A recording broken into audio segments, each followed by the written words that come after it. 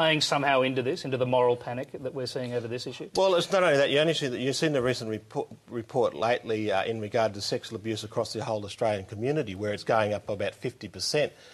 So there is a huge concern out there in the community, and I think this is what the Bill Henson reaction has been. And I think on either side, both sides, in fact, on the artistic side, as well as some people on the other side, have actually gone a bit too far.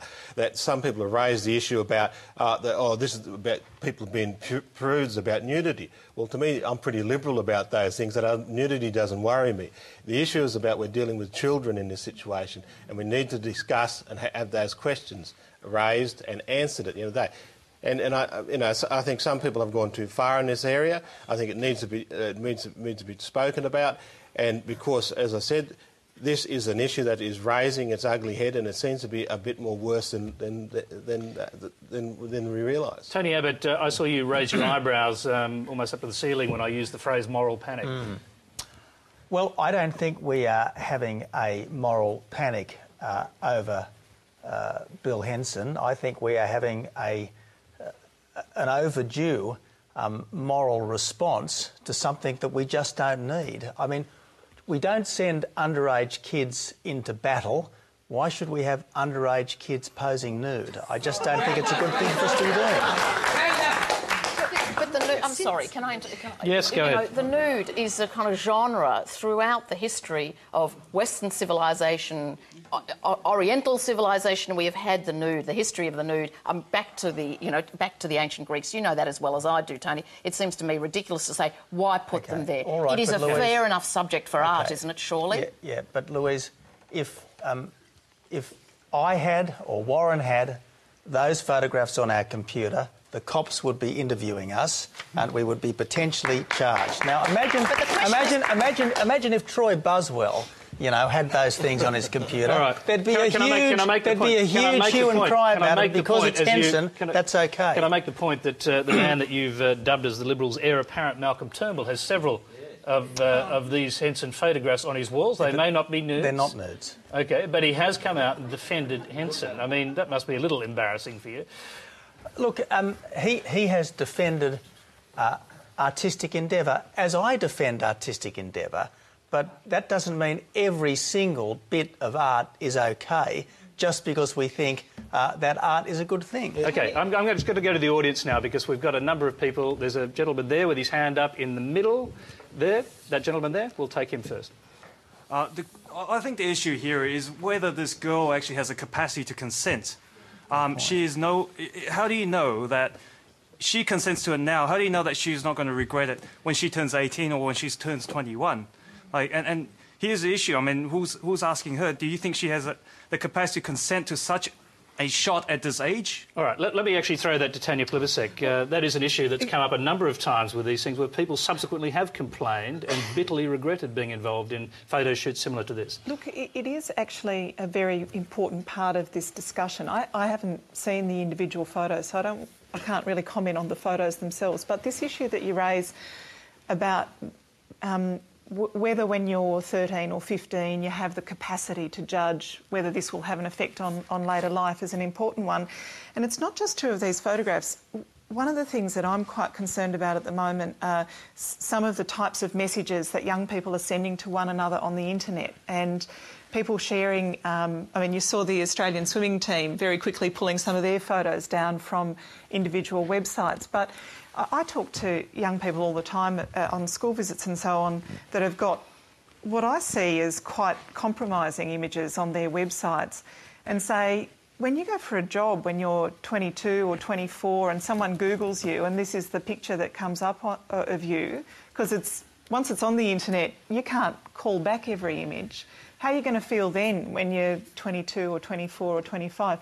So I think it might at least be a useful thing to use this as an illustration to young people about thinking about their futures and whether you'll always be comfortable with this representation of yourself. Hey, can I just ask, are you comfortable with the way the Prime Minister bought into this debate so publicly, really passionately in a way? Art elicits personal responses. That's the purpose of art. He had a personal response to it. He's allowed to do that. That's what art's all about. Bob Brown.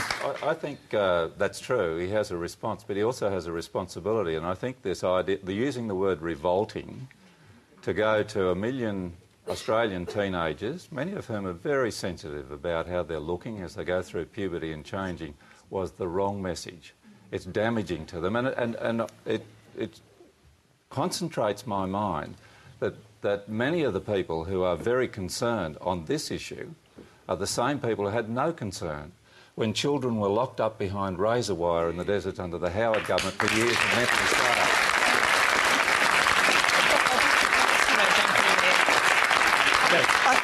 Let Tanya Plibersek respond to that. I just think it's very important to say, I haven't discussed this with Kevin, but I don't think he means the human body is revolting, but that the exploitation of children, which is what he saw these photos that's the message, as, and he had is revolting. I don't think that's true. I agree with you. I don't think that's right, I agree with Bob. you. How as late as yesterday, he had the opportunity to explain that, and he did not. He doesn't He like came the out art. and said, He "What I thinks said, it's I stick with, exploitative. and I'm not going to Yeah. explain." Fine. And he should have explained it. He thinks it's exploitative, and he's got a right to feel that way. That's the way he feels about it. Okay, so...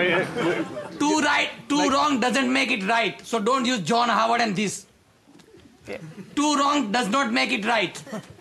Okay, point taken. I've got another question off the back there from the original questioner, Jenny Turpin. Just on the issue of exploitation, what I don't understand is why if the artist is representing vulnerability and awkwardness of the teenage time, why is that necessarily exploitative? Tony, Sorry. someone going to take that? The art, I mean, by all means represent vulnerability, but why does it have to be unclad vulnerability? Because it might be unclad and it might be clad. That's not the point. That's the artist's I just find it prerogative, bizarre. seems to me. You live in a society, okay, and it's important for art to make challenges and stuff like that. But there are certain things, boundaries that we do not cross. And Art is that way crossed. No, listen to me. So you're saying if the artist wants to do a video of 12-year-old girls or 12-year-old boys having sex, then that's quite okay. That has been done. What's his name? Larry, and who it's made the not film. art. Kid. It has been done. I'm sorry, it has been no, it has been done, but doesn't right is right. That's the key. Can I just make the point? I'm just addressing your point there, Louise. I mean, Sebastian Smee, the former art critic for The Australian, wrote a very subtle, interesting piece in The Australian yesterday, and he made the point, and he believes that a lot of artists in America are actually crossing the line considerably. He thought Henson wasn't, that was his argument, but he thought you do have to draw a line somewhere. Yes. You don't agree with that at all? I think it's a question of private taste. I think that Quentin Tarantino's Pulp Fiction is vile. I don't like what he does with sex and violence. I think the brain detail segment in that is vile. That's my view. It's my personal position. I think once we start censoring people, once we start banning books, when we start, removing images from galleries, we're on a slippery slope. And it takes us back to another period that our Prime Minister has invoked repeatedly, the Second World War and the Holocaust, and it seems to me he might well remember the 1930s when we started to ban the books and burn the books of those we viewed as degenerate. Right. We are not far from that when we take too far, quite frankly. I think you are pushing it too far. You're very weird in that. Most of the people sitting at this table are very, well, I'm assuming, I can speak for myself in this regard, are very liberal in regard to what our arts and that. But when you're talking about Quentin Tarantino and that, you're talking about adults and you're talking about looking at adult things. I was talking about children, and the idea of and this is where we got to start. This is the debate that we've got to have in our community is about how far do we go with children, with adults. As far as I'm concerned, what adults want to do and what they want to do in private, what they want to do with their own art. That's very much their own business. But in regard to working with children and how you deal with children, that's a different issue for me. All right, I'm going to draw the line under this subject, sorry. Remember, if you're watching TV in the eastern states, you can put your questions via SMS by texting your name, address and question to the number on your screen 19755222. If you're watching on the web, we're live from 9:30 p.m. Eastern Time, 10 p.m. Central Time and 7:30 p.m. Western Australian Time, and you can send us a question online for free. Well, last week we had an extraordinary number of questions from the PM.